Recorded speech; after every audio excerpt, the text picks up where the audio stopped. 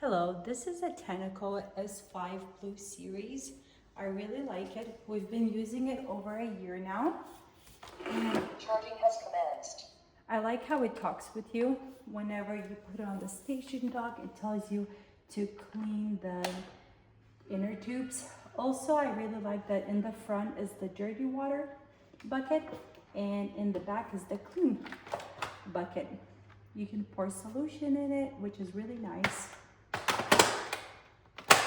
Super easy to use. I like that you can take it apart and clean the front piece and take out the roller for it to air dry, which is really cool.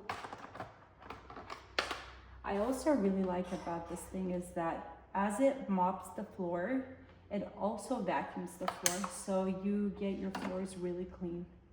This is the dirty bucket and this is the filter. Super easy to use. It has two settings. It has a high and low. It also tells you the battery. Auto mode. Right here. Also, I will be showing you guys how I use it.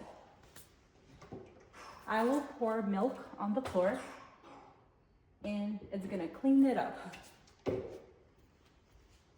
Right here.